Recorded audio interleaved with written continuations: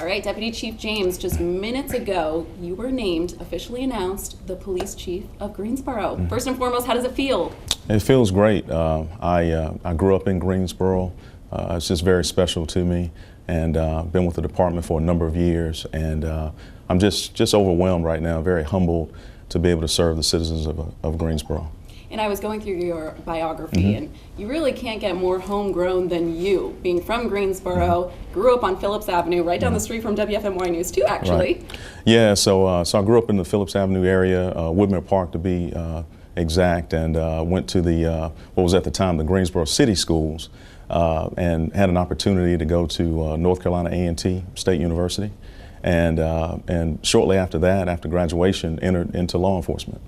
And you went to A&T. I mean, you really kept your roots here. I did. Yeah, I've been a lifelong resident of this area, and really have just enjoyed being here. It's my hometown, and I can't think of a better way to serve our citizens than serving as the Chief of Police.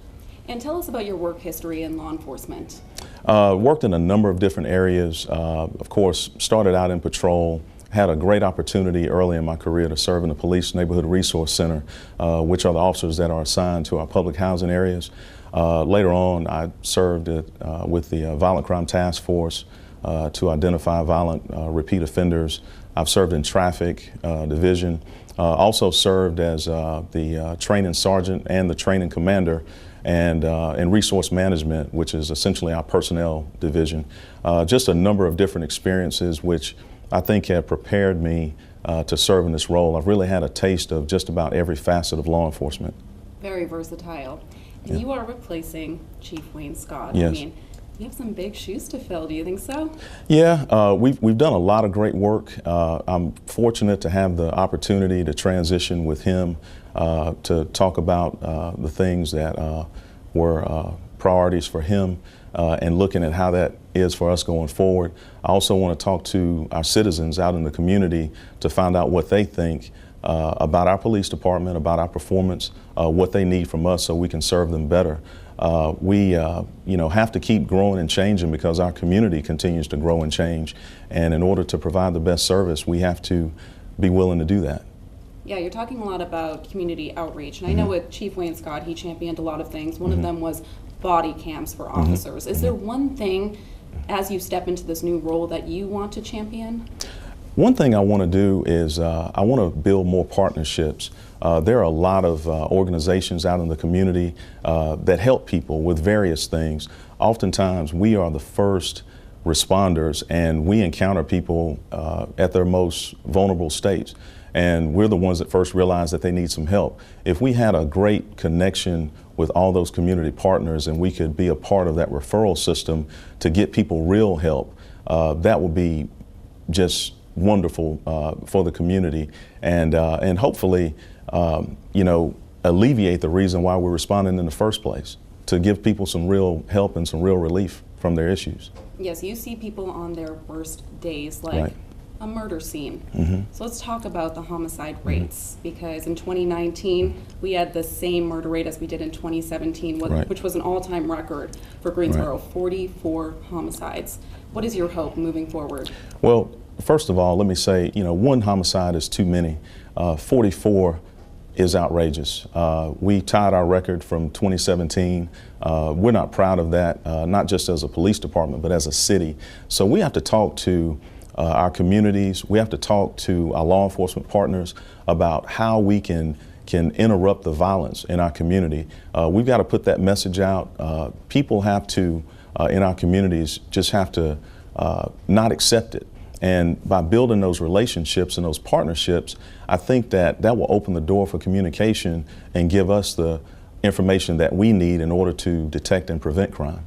Do you have an example of how you will reach out to the community? Because I know in High Point, sometimes they go door to door with pamphlets. Are you talking about a method like that? Yeah, what I want to do in my first 30 days as chief, I want to arrange a series of community meetings in all corners of the city. And really, I would like to roll out some ideas that we have going forward.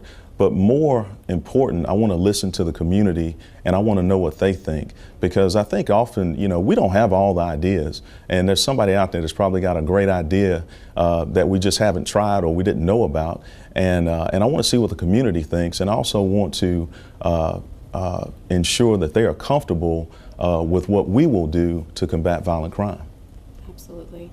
And the search for the new police chief has been going on for months, since Yeah. October, really ever since Chief Scott announced his retirement back in August. How involved were you in the process? How rigorous was it to become the new police chief? It was a very rigorous process, a number of interviews, assessment centers. I'll say that I was heavily vetted for this position, and what I'm most proud of is this. We, of course, did a nationwide search, and this is what I've told people. Don't underestimate Greensboro, and I'm Greensboro born and bred. We have great schools here. We have great opportunities here, great people, and I've been fortunate to take advantage of all those opportunities, and it prepared me to compete with other talented candidates from all across the country. And fortunately, the city manager felt that I performed well and that I was the right fit for Greensboro. So I'm just overwhelmed and really happy that I was selected for this position. Was this a life goal of yours to become police chief of Greensboro, or like you said, were you vetted and the opportunity came along? When I entered law enforcement, I really just got into it because I wanted to help people. I wanted to do some good. I wanted to be a role model, for other kids that grew up in my community. As time progressed, I had many opportunities to go forward. I can't say that I entered the academy saying I want to be the police chief. As time went on and as opportunities became available, I got closer and closer and closer. And I sit here at the deputy chief rank at the current moment, having been here for, in May it'll be 5 years. And the opportunity was there. Chief Scott announced his retirement. I looked back at what I had done within the department and in the community, and I said, hey, I'm qualified. I'm just as qualified as anyone else that may apply. And I felt like it was not just a career goal, but really an obligation. I think if you've prepared for something, an opportunity is there. I think it was an obligation really to step up and apply for this position so I can serve the community in a greater way. Now with Chief Scott, how supportive is he of you in this new position? Very supportive. We've had a lot of talks. Of course, up until recently, we didn't know if I would be the person. But of course, we talked about what it looks like being the chief. Of course, deputy chief is a very high rank. Being the chief of police is something different, and it's more responsibility. It's more public, and everyone is looking to you to set an example and to be a leader, not just in the police department, but in the entire community, because a lot of people depend on police services.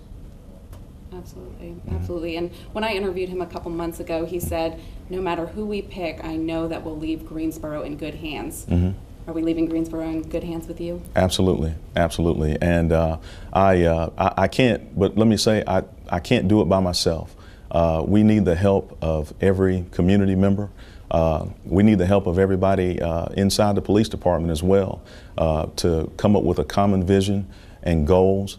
Number one, making sure that we maintain and improve community relations, and also looking at the crime, from this past year, looking at the violent crime that we've had, and looking at how we can reduce that and how we can interrupt those cycles of violence to make sure that people aren't victims. What do the next 2 or so weeks look like for you before you're sworn in? Well, right now we're looking at trying to find an official swearing-in date. Also looking at some various personnel decisions within the department. We have several gaps at high levels in the police department as far as ranks, so we'll look at some possible promotions over the next 2 months, so looking at how that process looks. And really, hopefully, just taking a minute to take it all in, to enjoy the moment. But as soon as that's over, we're going to get to work, and we're going to get to work very, very quickly. Hard work. Yes, absolutely. Here's a hard question for you. Okay. What was your worst day as an officer versus your best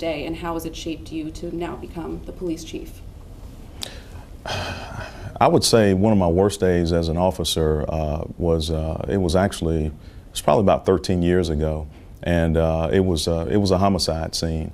And not to get into too many details about it, but it was a single mother who was victimized, and a person broke in her house and ultimately ended her life and left 3 children behind.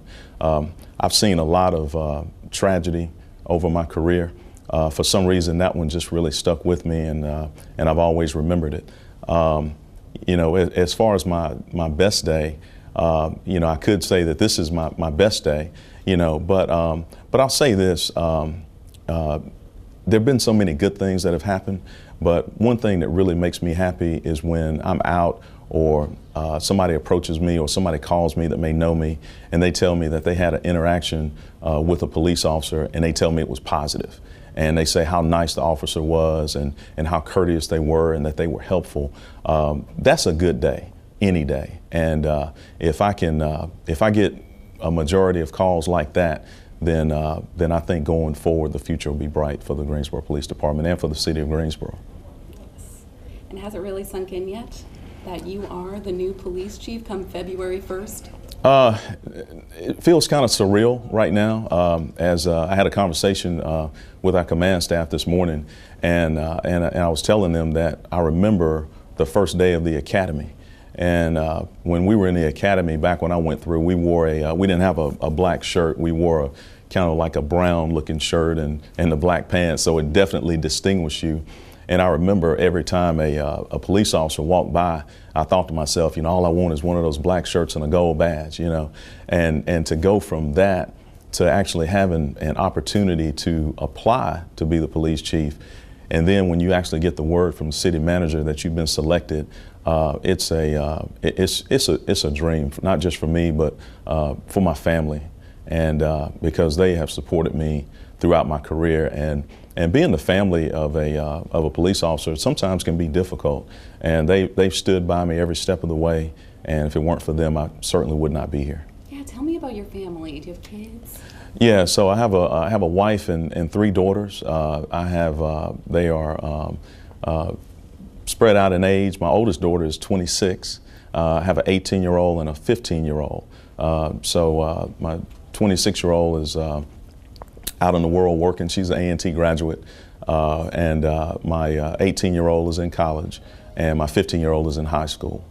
So you have your hands full. I have my hands full, but they're getting of age now where they're not so so dependent anymore, and of course my mom still lives here in town, and I have a sister as well. So not a really big family, but I do have a lot of family still here in town in Greensboro. Yeah, that's all the love you need. Yeah. One more question, and then we're going to One more wrap question? up. Yep. Okay. All right. How closely have you worked with Chief Scott over the years, and do you consider him a mentor? Yeah, our careers have kind of paralleled. We oddly enough have worked a lot of the same assignments.